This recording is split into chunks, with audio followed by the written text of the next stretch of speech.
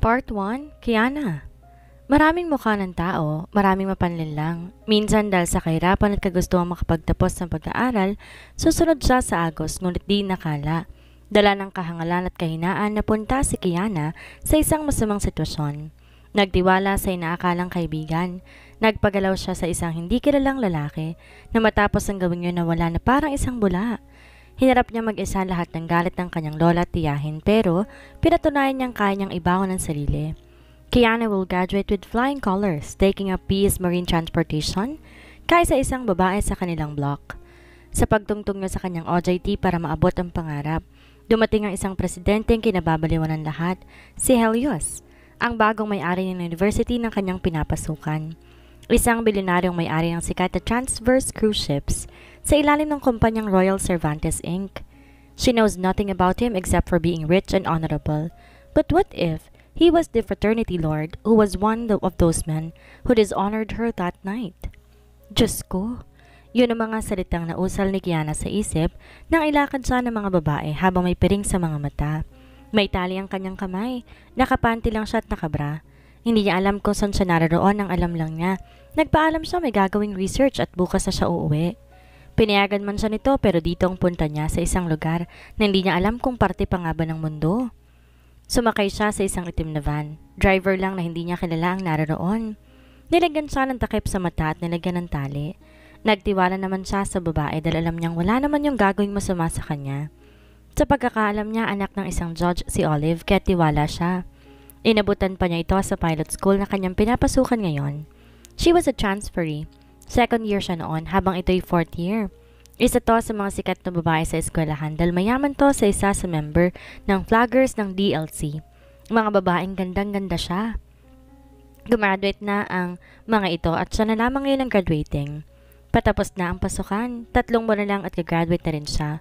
May bunga ng pagpapaaral sa kanya kaya't sukdulan hanggang langit ang pagsisisi niya ngayon na sumama siya sa isang lugar na hindi niya alam. Nananalangin siya na wag naman siyang imassacre doon. Hindi niya ilantana ang mga mundong pinasok niya ngayon. Sa murang edad niya, 16 anyos. Galing siya sa probinsya ng Aklan. Kinuha siya ng kanyang lola sa ina mula sa pamilya ng kanyang ama dahil sa hindi magandang ugali ng kanyang stepmother. Napakahirap ng buhay nila doon. Ni telebisyon wala sila. Wala nga siya halos alaala liban sa pinag-aagawan siya ng isang babae at isang lalaki hanggang magtagumpay ang lalaki at sa Aklan siya dinala. That was her father. High school na siya na magkaroon siya ng mukha ng kanyang totoong ina nang bisitahin siya ng kanyang lola Belen doon. Sa una nagsinungaling siya na maayos siya sa poder ng ama pero ang totoo inaalila lamang siya. If her memory serves her right, 4 na taon pa lang siya pinag-iigib na siya ng tubig sa poso. Mula noon di na nagbago pang buhay niya. Lumaki siyang labandera, kusinera, hugasera, lahat ng may sera. Hindi niya na kailangan ng lumaon pa. Nagsumbong na siya sa lola niya dahil ayaw niya na siyang pag-aralin ng madrasta niya. Buong akala niya hanggang doon na lang pero binalikan siya ng matanda at kinuha siya. Pagkatapos magsumbong sa DSWD at magpaparangay. Bilis, Kiana! Utos sa kanya ng babaeng kasama. Pinapag-aral siya ngayon ng kanyang tiyahin na madre pero ano tong ginawa niya? Halos nakaubad na siyang naglalakad sa gitna ng kadiliman. Tanging alam ni Kiana na recruit siya ng 3 babae na sumali raw sa fraternity. Wala raw po problemahin dahil sasagutin daw siya ng mga kasamaan sa initiation. Ayaw niya nung una pero nadala siya ng pambubuladas sa kanya ni Charity, Eva at Olive. May mga makukuha raw siyang benepisyo pag sumali siya. Kapag daw nawalan siya ng allowance, pwedeng mag-ambagan siya sa tuition fee, sa mga pangangailangan at paghahanap ng trabaho sa hinaharap. They were so promising and she liked it. Pero ngayon kulang na lang magiba ang dibdib niya sa labis na kaba. Habang akay siya ng 3. Impet na napadaing at nasundan pa yun ng napakaraming tinig mula sa kung saan. Kiana felt so afraid. Halos matigil siya sa paghakbang pero patuloy siya inakay ng 3. Naiiyak na siya. Hindi alam ang gagawin o sasabihin dahil alam niyang wala nang atrasan lahat. Isa yon sa mga nilinaw sa kanya ni na Olive na oras nasa initiation na siya, hindi na siya makakapag-back out pa.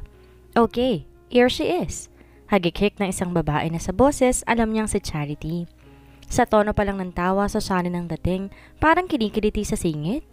Alam ni Kiana kung sino ang sino sa 3 babae. Isa pa di naman sabingi. Puro halinghing ang kanyang narinig kaya kinilabutan siya. Mga umuungol na lalaki at mga babae. May dumadaing at may sumisigaw. Nayakap ng dalagitang sarili. Napakatanga niya. Don't be afraid. Virginity mo lang ang mawawala at hindi naman buong buhay mo, girl. Sabi naman ni Olive sa kanya. Sa pandinig niya para bang dapat wag siyang matakot. Sa tono ng pananalita, normal lang na mawala ang virginity niya. Pero sabi niyo, anong gusto mo? Hampas? Sugat? Pasa? O itong masarap na bagay na unang beses mong mararanasan? Tanong sa kanya ni Charity. Natilihan siya. Wala naman sinabing ganun. Ang sabi, may sasalo sa initiation. Yun daw magaan lang naman ang gagawin sa kanya sa pagpasok niya bilang miyembro ng frat. Niloko siya ng mga to. May bagong pasok. Mura ng isang lalaki kaya naman nahintakutan siya. Agad na patras si Kiana sa kinatatayuan. Hindi. Tili niya at rumihistro sa utak ang totoong panganib. Walang iya. Maganda. Sabi pa ng isang lalaki na boses ang babae sa nauna. Umiling siya at umiyak. Hindi niya matanggal ang piring sa mata dahil nasa likod ng mga kamay niya. Huwag kayong lalapit. Diyos ko naman, Kiana. Ngayon ka pa ba mag-iinarte? O sige, doon ka sa kabilang kwarto para maumpisa ng paghampas sa'yo. Galit na sabi sa kanya ni Olive, kaya lalo siyang napaiyak pero isang boses ang nanuot sa kanyang tenga. No. Anang lalaki, seryoso. She will stay here. I got her. Napakanga siya. Hilam ang mga luha sa may piring ng mga mata. Sinong lalaking yon? Ano ang gagawin nun sa kanya? Yes, Lord. Sagot ng lahat. Lord? Hindi naman siguro sa Jesus yon, Christ? Tinatawag na Lord o baka Lord of the Rings? Part 1. Nasusuka ko, Chloe. Daing ni Kiana sa kaibigan habang hawak niya ang kanyang coke. Daing pa, nag-practice sila ng kanilang drama para sa kanilang final exam sa English. Gaganap siyang bida sa role-playing nila tungkol sa Greek mythology. Wala sila halos inasikaso dahil patapos ng pasukan. Gagraduate na siya 2 buwan na lang. Hala, bakit? Baka nalamigan ka sa coke? Nataranta namang sabi nito sa kanya. Hindi na niya napigil ang sarili kaya tumalikod siya at naduwal na sa gilid ng pader. Kanina pa yung umaga nang gumising siya. Pinipigil lang niya dahil ayaw niyang mag-alala ang lola niya. Bukod pa ron ang lalata siya at walang kalakas-takas. Masakit ang balakang niya o dahil sa papag na kanyang nahihigaan. Inagod siya ni Chloe sa likod at hinawi ang mahaba niyang buhok para hindi niya malawayan. Ito ang nakakaalam ng sinapit niya ng gabi ng initiation. Dito lang siya nakapagtapat at nakakalungkot dahil wala silang nagawa ng awayan nila si Olive sa university na pinapasukan nun ngayon. Di kotse ang babae at ano bang laban nila sa anak na isang huwes? Kiana, ani Chloe sa kanya habang pilit siyang dumuduwal. Inakay siya nito papunta sa pinakamalapit na banyo para doon siya magpatuloy. Bakit ganito, Chloe? Para nakakapanghina ng sobra. Ang sakit ng tagiliran ko. Aniya na masandal siya sa may lavatory. Hawak niyang tissue na hinugot niya mula sa holder. Baka may infection ka. Baka may sakit ka sa bato kakakook mo. Takaw mo kasi sa coke nitong nakaraan eh. Ewan ko nga. Para ko masisiraan pag di ako nakainom ng coke. Adik ka na. Natatawa nitong sabi kaya't natawa siya. Malaki ang pasasalamat niya rito dahil di siya nito iniwan sa kabila ng kagagahan niya. Pinasasaya siya nitong pilit matapos silang tarayan ni Olive. Di na sila bumalik pa doon. Kinalimutan niya ng lahat at di na siya nakipag-usap pa sa sino man sa mga yon. Kahit si Queen parang di siya kilala. Saglit na natalihan si Chloe habang nakatingin sa kanya. Base sa tidig nito parang nininervyos. Bakit? She asked her best friend. Hindi kaya buntis ka? Napanganga siya at saka napalinga sa sarili. Di siya makauma pagkatapos naiiyak na siya kaagad. Hoy, hindi naman tayo sigurado eh. Baka lang.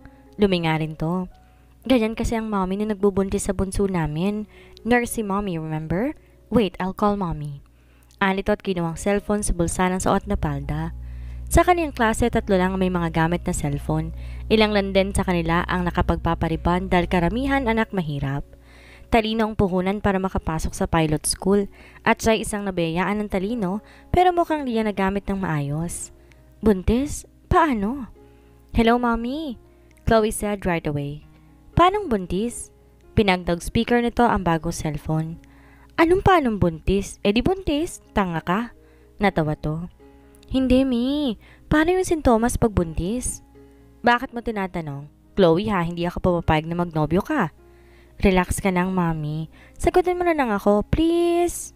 Wala akong sasabihin. Kung talagang gustong malaman kung buntis, pregnancy test ang kailangan o kaya magpa-test ng ihi sa center o sa ospital. Ikaw naman ang sumagot sa akin, sinong buntis? Umiling si Kiana gamit ang napakalungkot na muka. Malungkot din tumitig si Chloe sa kanya. Si Ma'am Dagdag yata, Mi. Nagdududuwal kasi kanina eh. Kala ko kung sino. That's one symptoms because of high pregnancy hormones. Dizziness and fatigue are also included. Sensitivity to strong smell. First baby ba niya? Yata, Mi. Sige na, Mi. Magpa-practice na kami. Bye-bye. Bye-bye.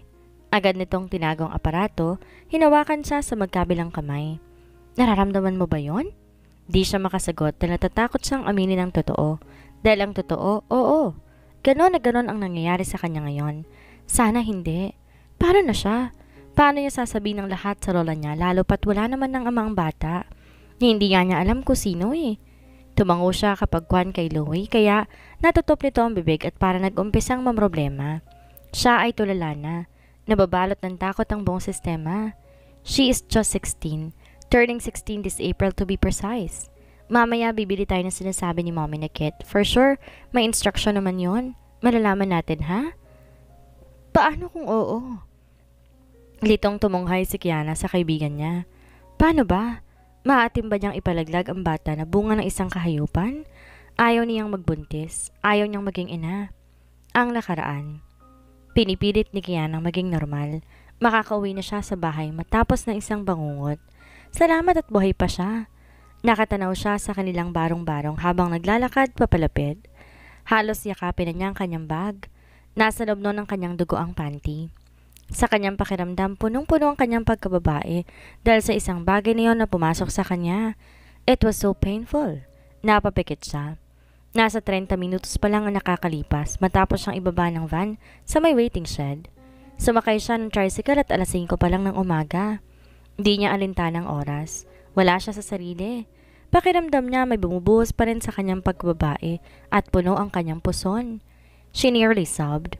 Natanaw niya ang kanyang lola Belen na lumabas at nagsasampay ng kanyang uniforme. Napakawalang hiyaan niyang apo. Sana pinatay na lang siya ng kanyang madrasta para hindi niya na nagawa pang kahangalang ito sa buhay niya. Hirap na nga siya, nagdala pa siya ng kamalian. Nasaan ang kanyang kahihiyan sa taong nagpapaaral sa kanya? Halos magkadikit ang kanyang hita habang naglalakad. Pakiramdam niya sugat na sugat ang kanyang pagkababae.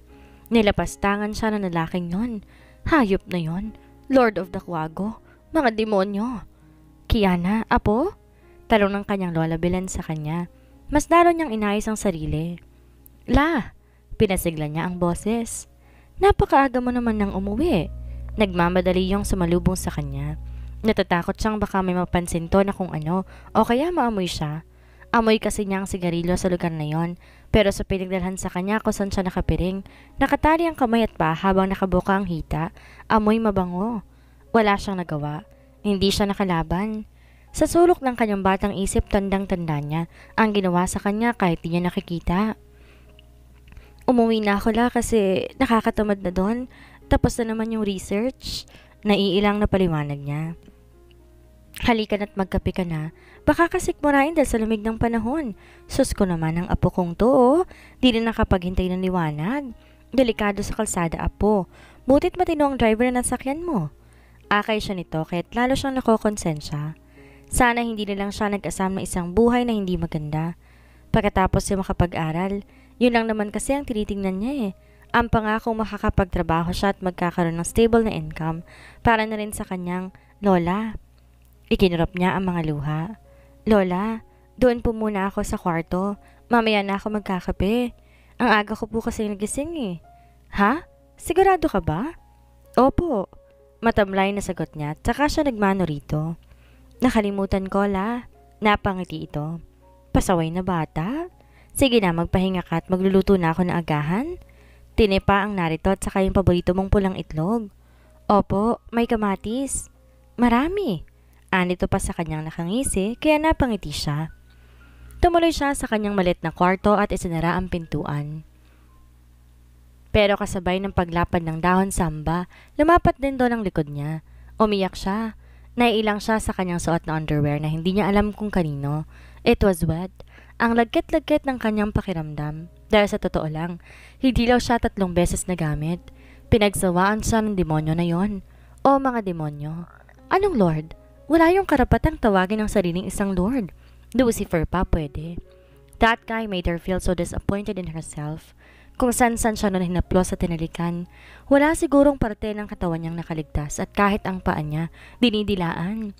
Ayaw niyang alalahanin ng mga bagay na yon, pero paano? Kalbaryo ang dala nun sa kanya dahil kahit magmamakaawa siya, na wag, patuloy pa rin yon sa ginagawa sa kanya. Ang hindi niya matiyak ay kung ilang lalaki ang pumasok sa kwarto dahil wala naman siyang nakikita. Hindi niya mapapatawad ang mga lumapastangan sa kanya. Nahiga siya sa maliit niyang papag at pumikit. Nakabaluktot at yakap ang mga binti. Paano siya makakatulog matapos ang nangyari sa kanya? She was a rape victim but it was because she was a fool. She gave consent to those women to bring her somewhere, unknowingly just to be fisted. Abot hanggang langit ang kaba ni Kiana habang hawak ni Chloe ang test kit na kanyang ginamit. Nakibanyo lang sila sa simbahan dahil tapos na ang kanilang practice. Sa Freedom Park nila tinuloy ang practice nang madismiss na sila sa eskwelahan. Ngayong tapos na rin ang practice sa simbahan sila tumuloy dahil yun lang ang katapat na park na pwede lang makigamit ng banyo. Naghihintay lang siya sa may labas sa isang sementadong upuan. Malapit sa rebulto ni Virgin Mary. Nananalangin siya ng lubos na walang laman ang tiyan niya. Kumurap ang dalagita sa kaibigan niyang nakatingin sa kanya. Anong sabi sa result? Tanong niya rito. Dito agad nakaimik.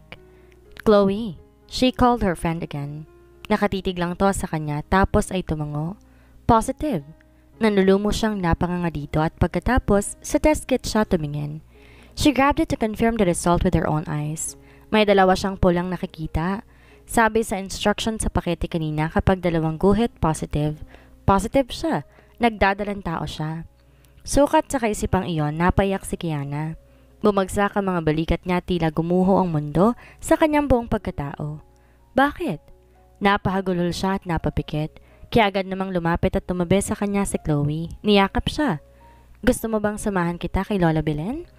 Hindi ko alam kung paano. Umiiyak na sagot niya. Puno ng sakit ang kalooban niya. Nabiktima na nga siya ngayon, problema pang dala-dala. Wala naman siyang ibubuhay sa bata. Walang trabaho at isa pa rin siyang palamunin. Ultimo uniform, lola pa rin ang naglalaba dahil ayaw siyang pagurin. Mag-aral lang daw para ma-maintain ang pagiging top 5 sa honor students. Aanin niya ngayon ng honor. Mapapakain ba sila nun mag-ina? Naturingan nga siyang matalino pero napakatanga niya. Bobo siya. Hindi siya magaling. Ayoko magbuntis. Ha? Hindi mo naman yan pwedeng patayin. Sagot naman kaagad ni Chloe sa kanya. Sukat doon napatingin siya sa krus sa may bukana ng simbahan. Puno ng luha ang mga mata niya. Gusto niyang magtanong kung ba't pinayagan ng Diyos na magbunga ang isang pangmumolestya sa kanya. Hirap na nga siya sa buhay. Nagkaroon pa siya ng isang pasanin. Isang dapat niyang pakainin at alagaan. Hindi niya kaya. Bumalong ang mga luha ni Kiana habang tahimik na nag-iisip. She had lost her mother and she had never been with her. Salat sa pagmamahal na isang inakit na sakta ng ibang tao. Ngayon, kaya niyang ibaylo ang sarili niya sa kanyang anak kung siya'y nakaranas sa mabuhay na walang ina. If this is a challenge for her, then it's hard to decide. Napakabata pa niya't labis niyang sinisisi ang sarili sa nangyayari. Balibalik na rin man ng mundo, siya ang may kasalanan sa mga nangyayari sa buhay niya. Kung hindi siya nagpakatanga at naging mapagtiwala, hindi sana nangyari to ngayon. Yumuko siya, tiniyaan ng mga luha na maglaglag. Inaano lang siya ni Chloe habang siya'y walang imik na nag-iisip. Baka sa kauna-una ang pagkakataon masaktan siya ng lola niya. Tanggap niya kasi may kasalanan siya. Sa kabila ng nangyayaring ito, hindi niya kayang kumitil ng buhay na hindi naman siyang may bigay. Sana lang di siya iwan ng Diyos sa pagsubok na to ng kanyang buhay. Kapag pinaalis ka ni Lola Belen, magsabi ka lamang sa akin. Kakausapin ko si na Mami, bahala na. Hindi naman po pwedeng solo ka lang dito. Tumango na lamang siya. Isipin pa lang niyang ipagtatabuyan siya, labis na siyang nasasaktan. Kakausapin ko muna si Olive. Dapat makausap kong lalaking yon o mga lalaki. Muli siyang napaiyak. Daig pa niyang asong pinagsawaan. Nakakadiri siya. Ni ama ng anak niya, hindi alam kung sino. Ang tanong, may managot naman kaya sa pinagbubuntis niya? Kapag nakausap niya si Olive, sa kanya kakausapin ng lola niya para alam niya ang kanyang gagawin. Pero di kaya mas dapat kasama niyang lola niya sa pagkausap kay Olive? Tama. Sa lola na muna siya magsasabi. Bahala na ako magalit yun at ayaw niya siyang samahan sa paghahanap ng ama ng pinagbubuntis niya. Wala naman siyang ibang pwedeng lapitan, yun lang. Bahala na ang Diyos sa kanya.